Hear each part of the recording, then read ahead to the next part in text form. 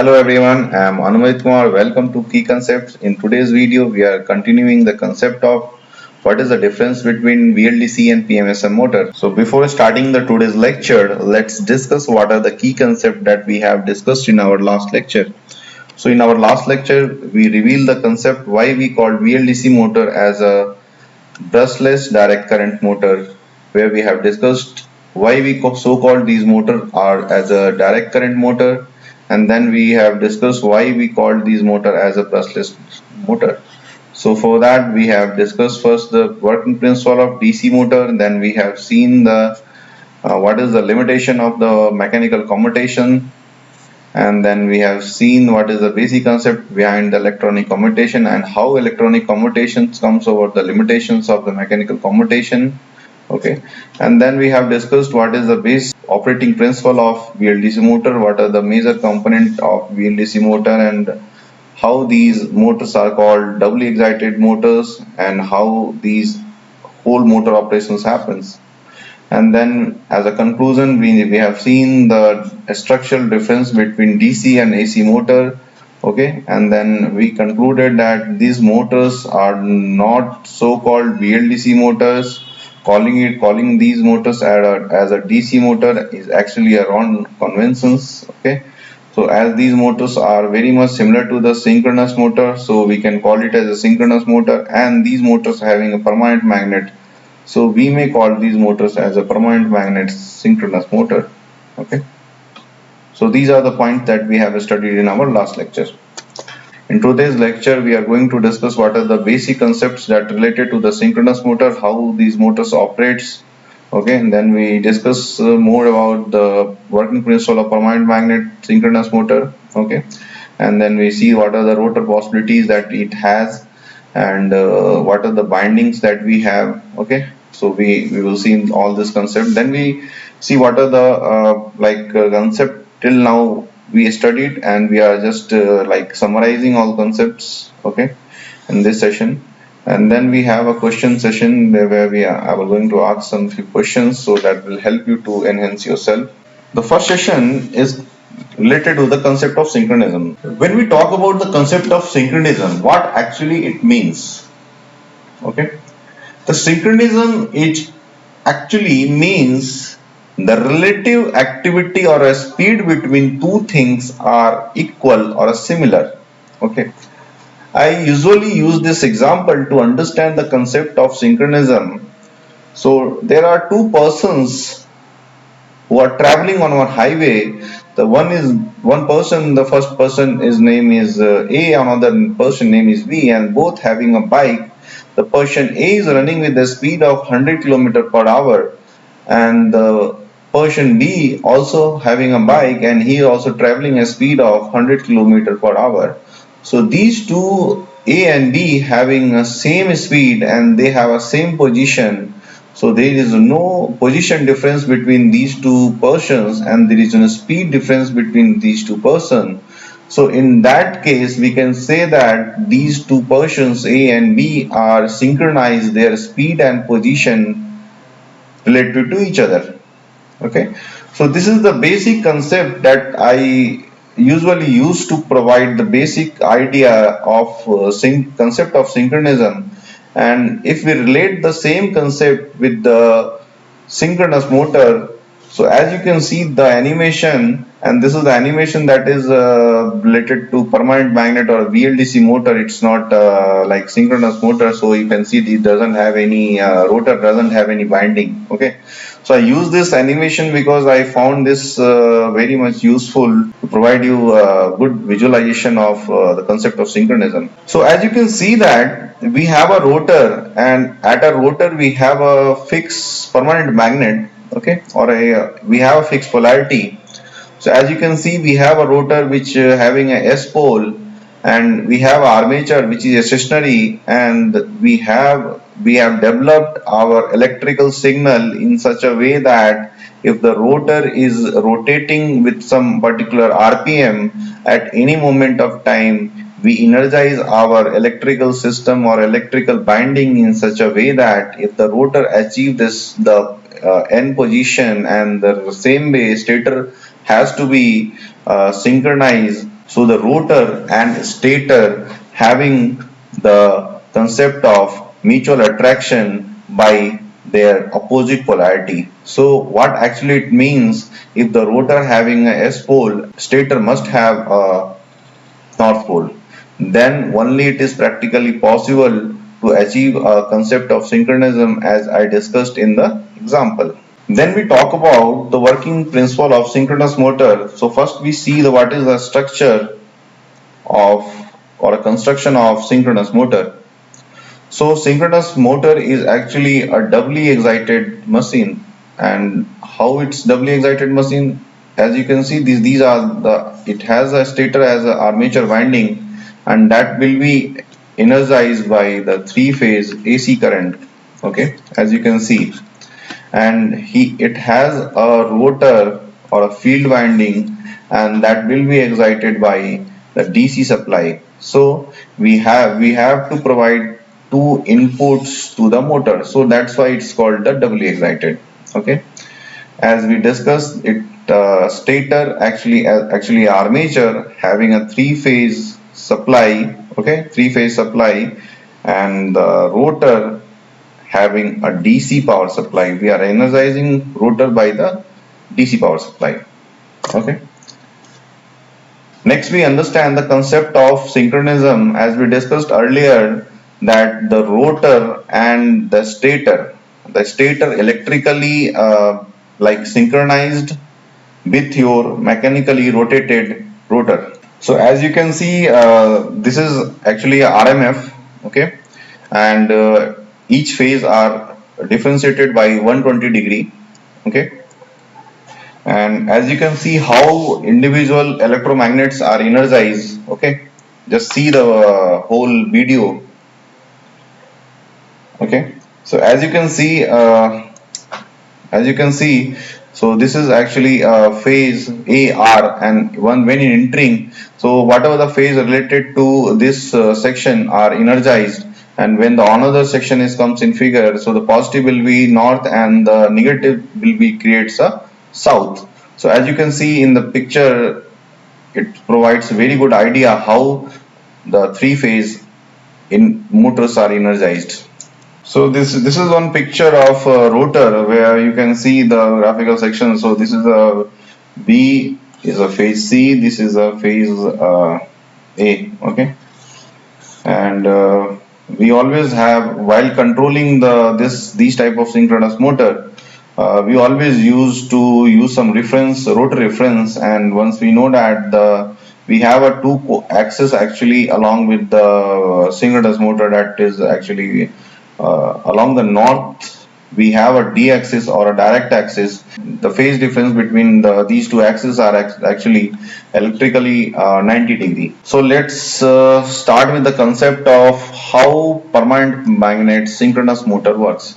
As you can see that the construction of permanent magnet synchronous motor is much more similar to the synchronous motor. It is actually a PMSM having a same structure as well as synchronous motor. Only the difference that lies with the rotor, that it doesn't have any binding and it has permanent magnet at the rotor. It has the filled poles are created by the permanent magnets. Okay, and permanent magnet having high permeability and high porosity of the material. What is these actually means, that it having good permeability as well as it can sustain for the long duration of time. Okay, so these are the two basic materials mostly we can use for PMSM motor. Okay, in which the neodymium iron borons are mostly we use due to their cross section, and if you talk about this one, it is very much costlier. And as you can see that permanent magnets are mounted, okay, on the rotor core. These are two ways in which this one is called mounted on surface, this one is inserted inside it. So as you can see, this defines that it has rotor having some different structures. When we talk about the control algorithm of the PMSM motor, as we discussed earlier, they are mostly the two methods that we are using for ceiling fan point of view. So it's SPWM, sinusoidal pulse width modulation, and another is FOC, or a field oriented control. Okay, so mostly for the ceiling fan, these two methods are mostly used.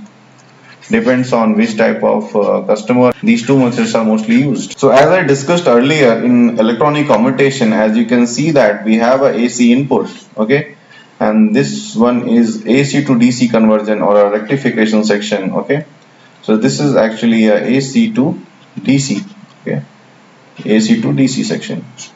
And while converting AC to DC, here we have the value of DC at this terminal. We have a value of 225 volt DC. Why this 225 volt DC? If we have a 230 RS value and that will be multiplied by 2, that will becomes nearly about 325 volt DC mostly. So this is one method actually.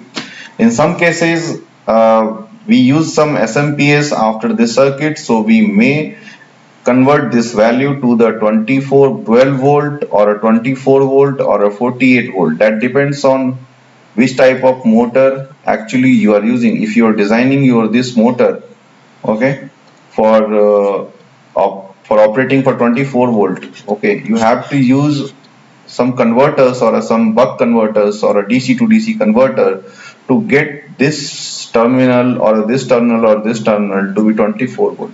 Okay, if you design your motor for 325 volt DC or a high voltage, then you have to get this voltage as a 225 volt DC. If you design your motor for 12 volt or a 48 volt, then you have to change this circuitry so you can get these voltages. Okay, so this circuit or inverter circuits only convert whatever the inputs you are providing to drain volt to source, then based on that particular voltage only it converting or switching it and providing to the motor. And for switching purposes, we studied that these inverter circuits are basically MOSFETs are mostly for MOSFET, and IGBTs are mostly used for these purposes, and these are mostly controlled by pulse width generator. And this one is actually a control loop like circuits. It's a control loop circuits. Okay, these are control loop circuits to control the motor, and switching this particular inverter in such a way that we can achieve the sinusoidal three-phase current. Okay, three-phase current. We switch our MOSFET in such a way that we can achieve this RMF. So this is our major intention. And while using different type of controls, we control the whole motor operation, and we have a very much precise control over whole motor operation. Okay, so I'm not covering these things in very much detail because it's required more time, and I'm covering this one is in lecture number 4, where we have a very much detailed session on especially on motor control methodologies, where I'm individually covering all the possible concepts. Okay, for now just keep these points in your mind while discussing this concepts related to the PMSM. If you can see, this one is one type of card that is mostly used by some manufacturers. So it's a ST based design. Yeah, as you can see the name ST. Okay, it's a ST high voltage, so mostly this refer to this one. Okay, and this section actually we have AC to DC conversion. Okay, and this one actually a front side of this one card. Actually, back side it has some MCUs. So this one is actually IPM, intelligent power module. Okay, so this consists directly with this particular module. Mostly this particular module is more related to this particular device, and this particular section the back side of this controller, it has some MCU. Okay, 32-bit MCU, and that particular whole control logic will be written in this MCU.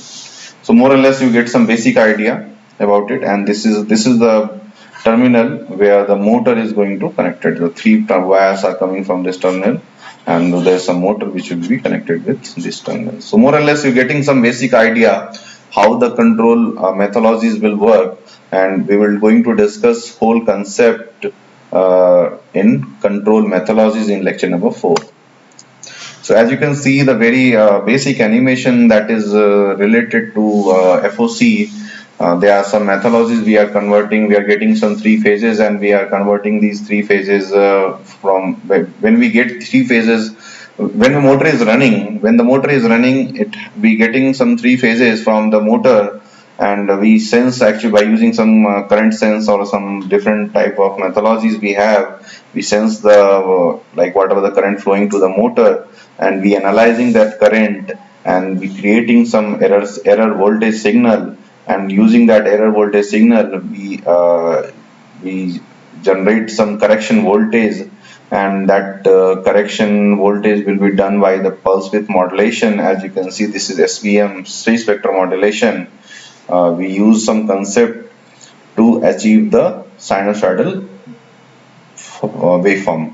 And there is one question comes in your mind, how the sinusoidal waves get formed. As you can see that the sinusoidal, usually for the modulation we are mixing square wave or like the square wave or DC supply with the trapezoid or triangular wave actually to get a sinusoidal wave actually.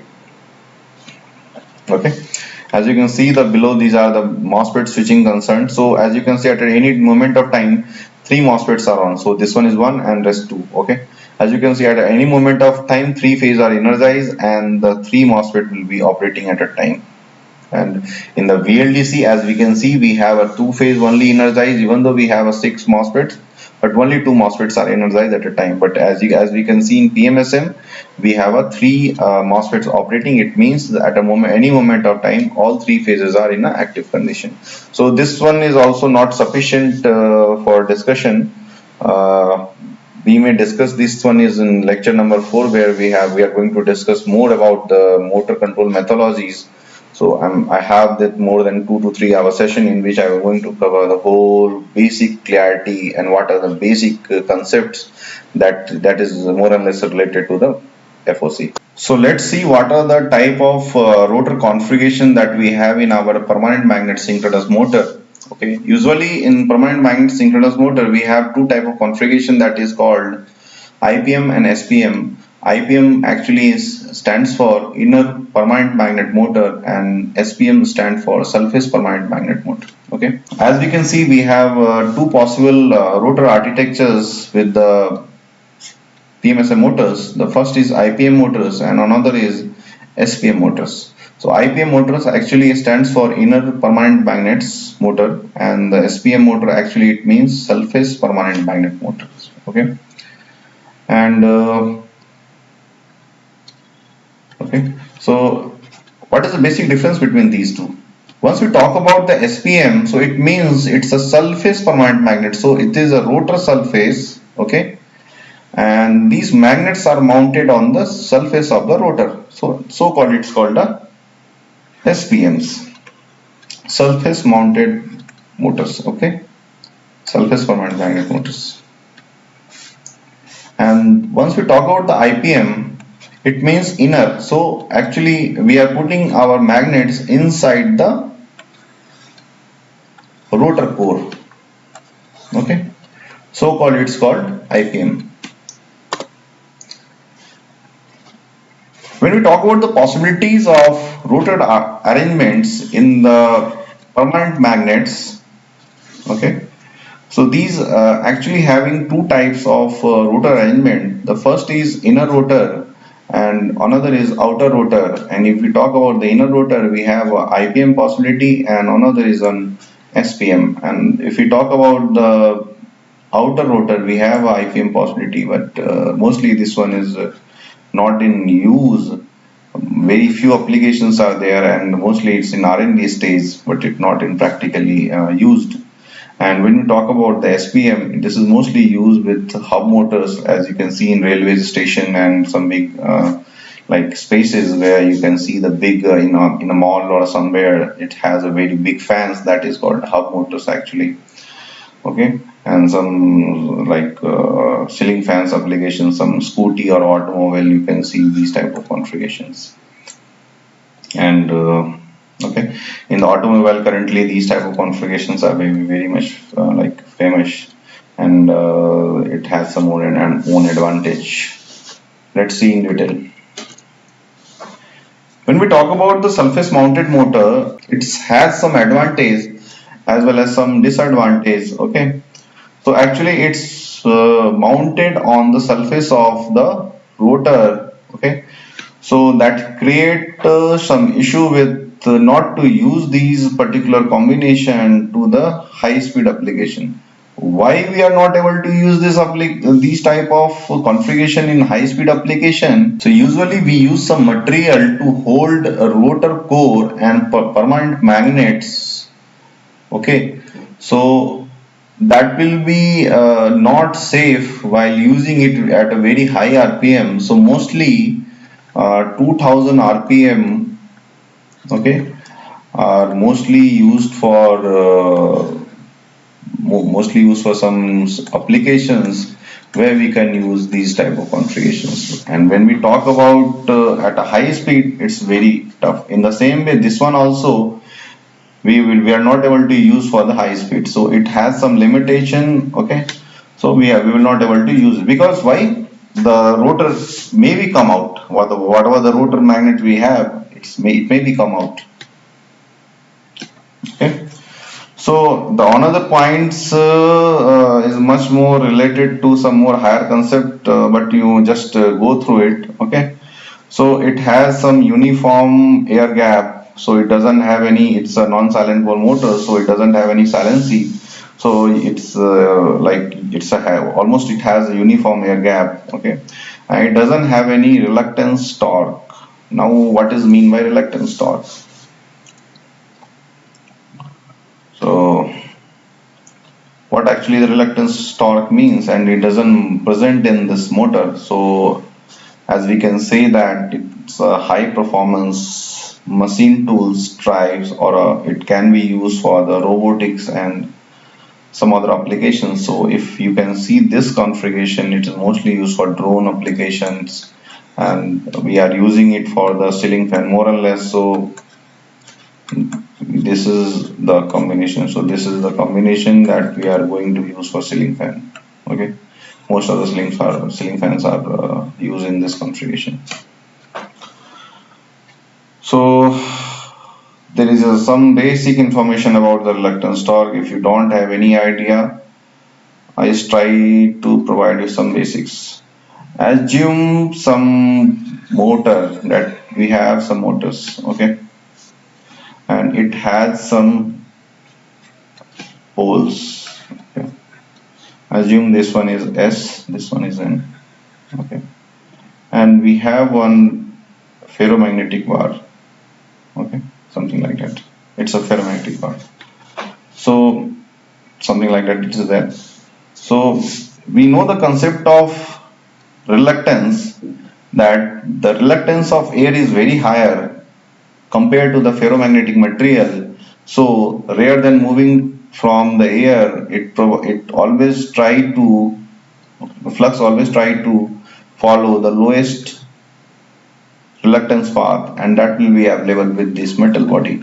Okay, so flux try to move from this and try to complete their magnetic path. Okay, so while doing this activity,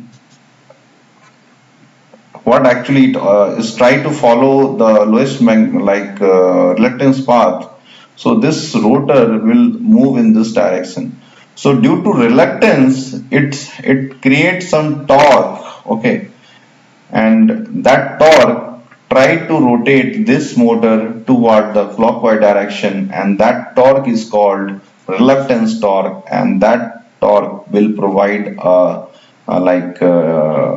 contribution to rotate the motor. So that is called the reluctance torque. Okay, and one more concept, that is called electromagnetic torque. Once just assume it, if this motor is called if this particular magnet bar having if we assume this one is a magnet bar, then what actually it means?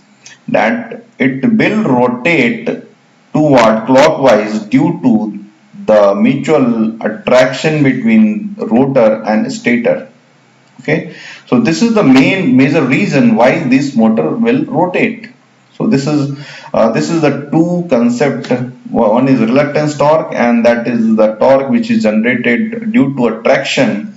The torque due to generation due to reluctance, the torque which is generated due to reluctance, okay, is called reluctance torque, and the torque which is generated due to electromagnetic interaction by the result of attraction and repulsion, that is called electromagnetic torque. Okay, so we have a IPM type of rotors. Okay, and as you can see, the whatever the magnet that is actually inserted inside the rotor core. Okay, as you can see, even though in SPM or IPM or an inner rotor or a outer rotor, okay, in the inner rotor or in the inner rotor or outer rotor, we have a magnet and which is inserted inside the rotor core. So why we are using it? If we using it, we may achieve this configuration at a higher speed. Because why we need these type of motors? Why we need these type of rotor architectures? What is the base reason behind it?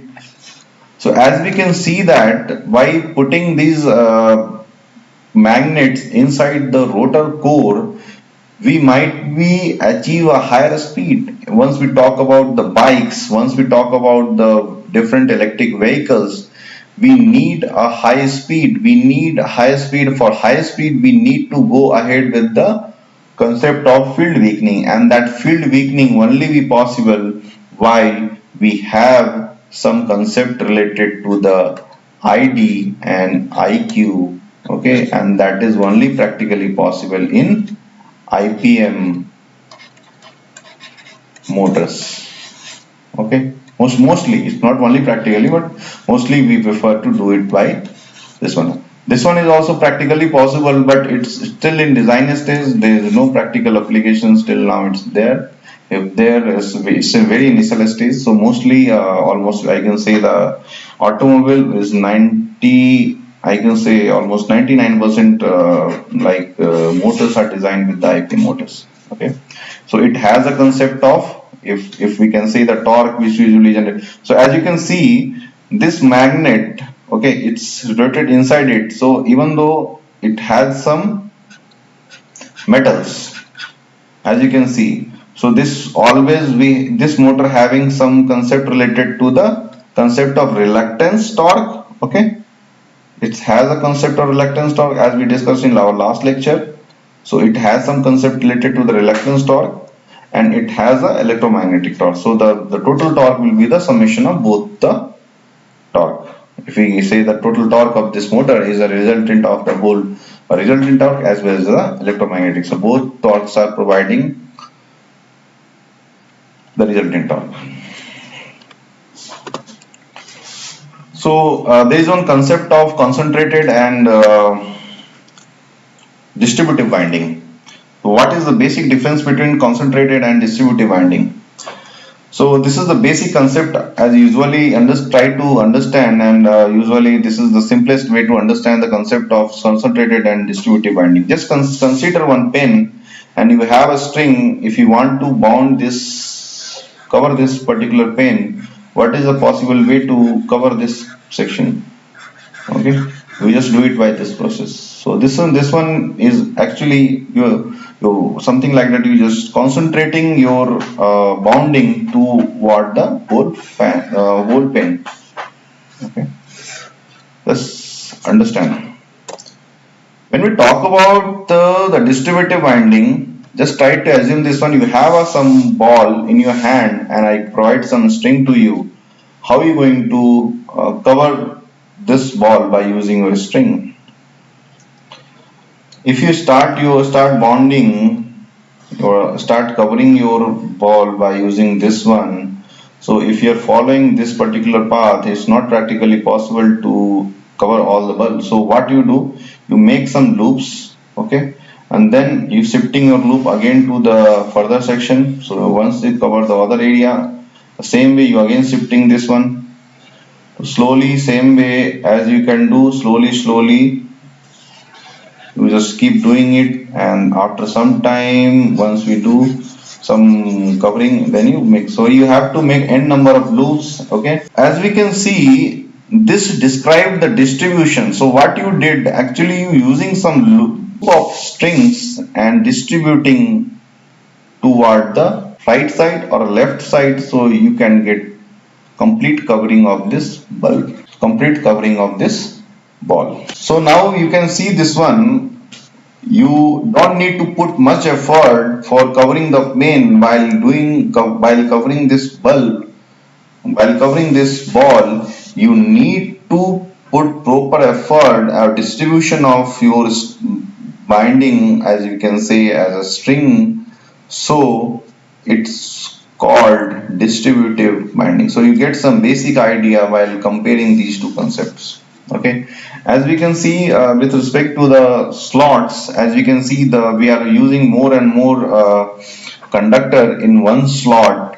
So we are basically concentrating the bindings along with some slots, okay. So that will called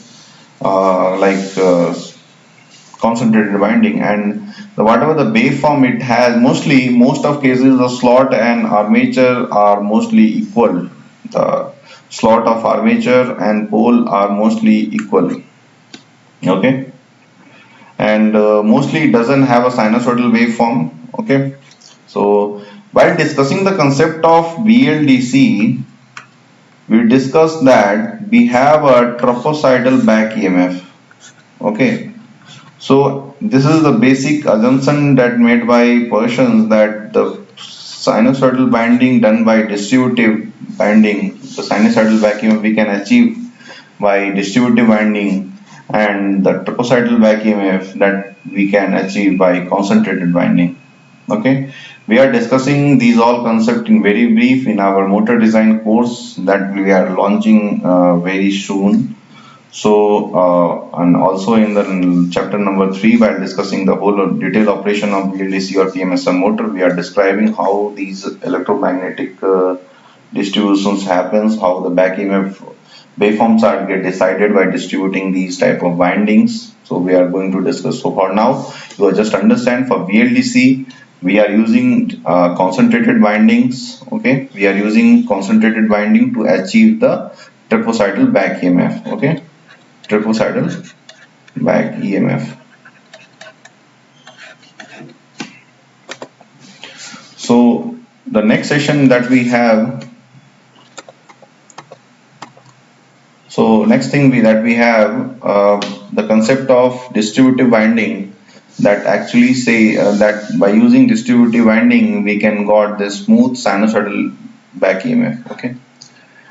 And conductors are not only concentrated with the 2 or 3 phases like slots, it will be distributed to the more than one slot. So as you can see, one if we can single phase build, it's distributed more than one slots. So we are distributing our binding to more than one phases, so we can get a proper distribution of binding. As same concept that we use for the bulb.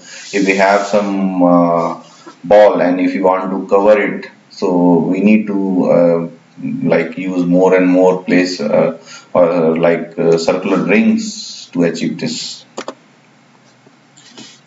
So as we can see,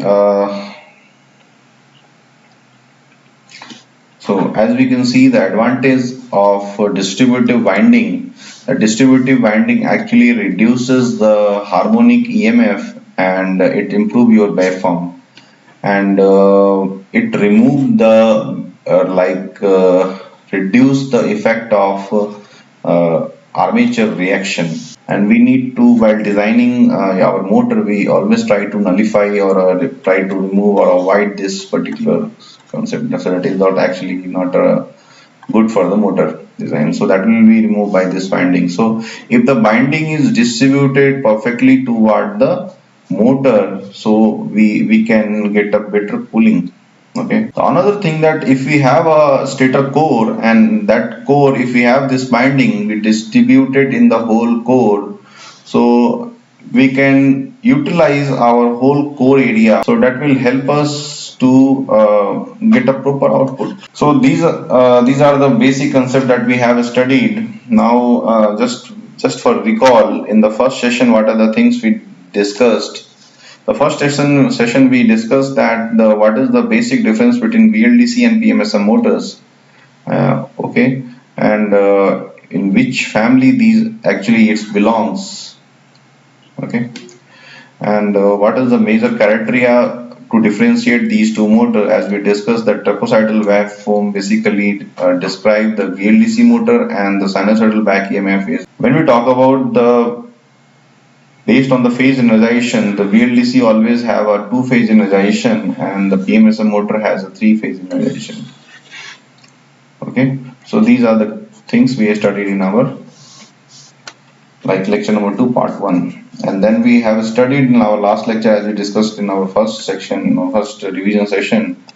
So we studied the YB so-called motor as a VLDC motor, then we studied the basic working of DC motor, then we studied what is the limitation of mechanical commutation, and then we studied the concept of electronic commutation, then we have discussed the working of VLDC motors, and then we have studied the basic structural difference and why we not called VLDC motor as a DC motor, and why we called this motor to be the PMSM motor. So that all the concept I have discussed in our last lecture.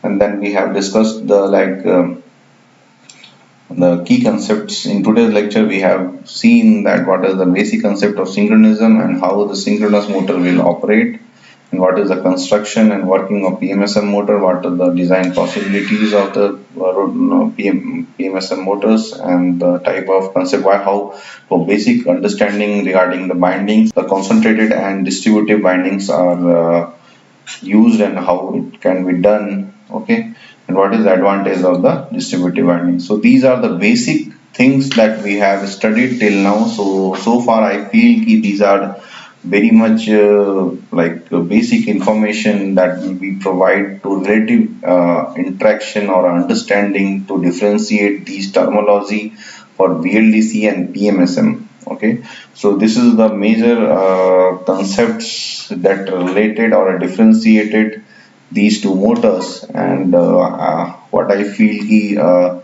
now onwards, if anyone can discuss about VLDC and PMSM, you have a very good understanding about to differentiate how we differentiate these two motors and what are the basic property and what are the basic drives that we are using it. Okay, so far this is the whole concept for the basic lecture. The first question: why we need sine wave motor, not any other wave form of motors?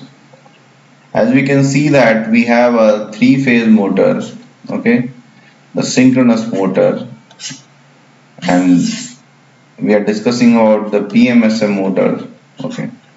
So it has a waveform of sine, like it has a sinusoidal. My question is, why we always talk about the sinusoidal waveform?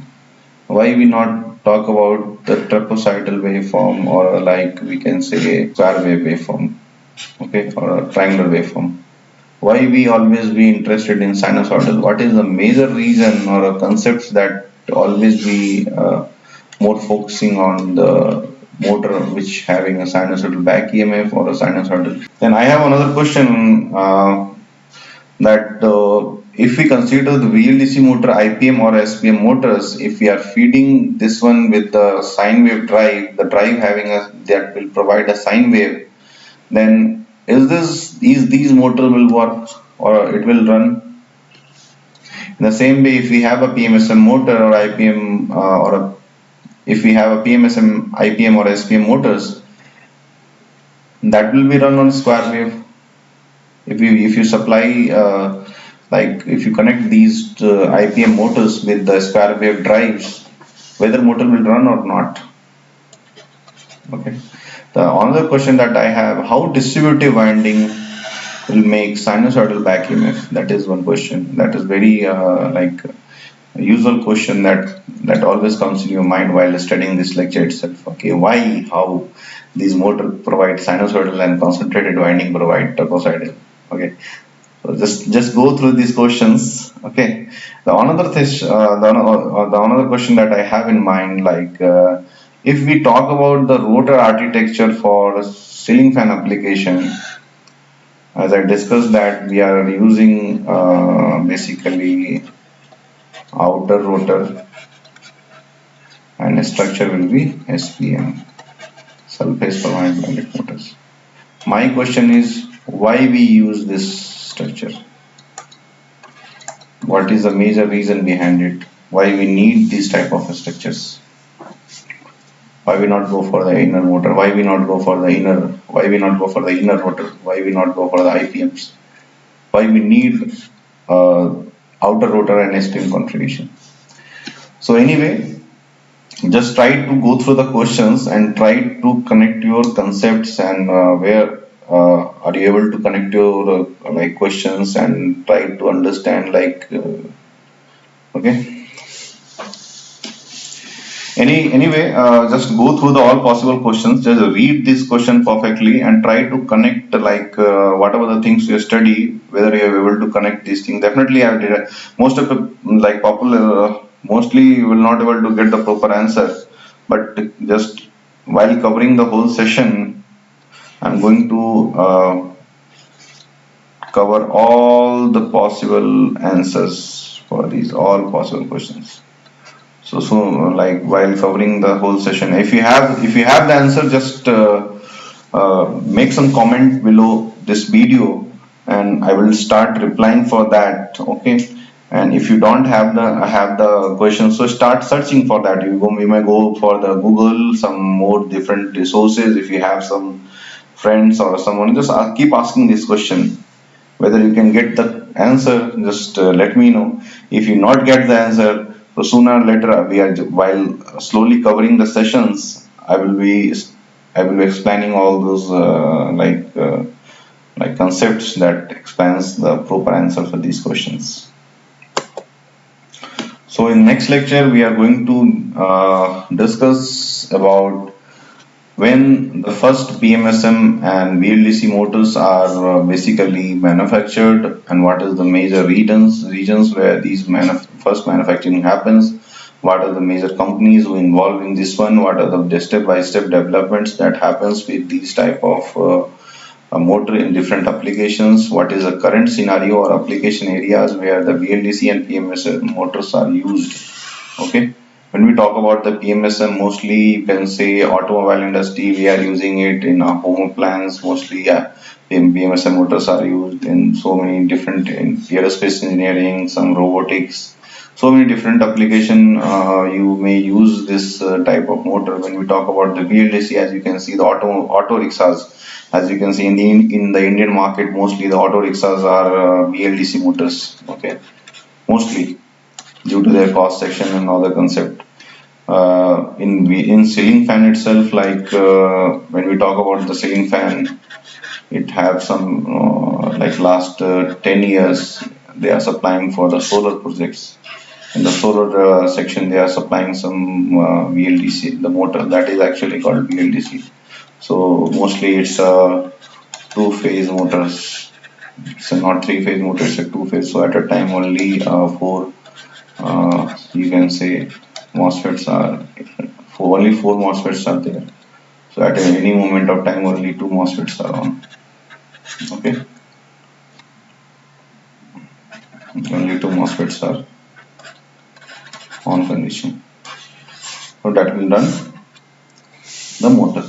So these are the basic operation, even though some more concept related to the, you can say the solar pumps are there, some more centrifugal different type of pumps are available. There are so many the various applications areas where we are using BLDC. So all those concepts I'm going to cover in this session. So thanks for watching my video. I hope whatever the content I'm saying, it might be useful for you. and please subscribe my channel, and whatever the question I ask, just try to go through it and please try to provide me the answer. The main concern was, even though you just go through the internet, find some concept, while finding the answer you may learn more. That is the base idea why I'm putting questions. While finding some answers, once you start searching for the answer, you may get the more clarity about the concepts that I have discussed, and you may start linking all the concept with whatever the content you are studying, or by using some internet, you finding some content, you may relate my basic whatever the concept I shared, you may relate all those concepts with your whatever things you're studying. So definitely that will help you. So please subscribe my channel. So I'm keep posting my lectures. So definitely this one is just an intro level. Well, going to the more depth, I'm covering a more detailed content, and that will definitely provide you a very good idea about how any type of product development related to VLDC and other motor applications we can use it. So please subscribe my channel and provide some contacts, and please like this video. If you find these videos are useful, please try to share these lectures or these videos to your friend circle, so they also get benefited. Thank you for watching my videos.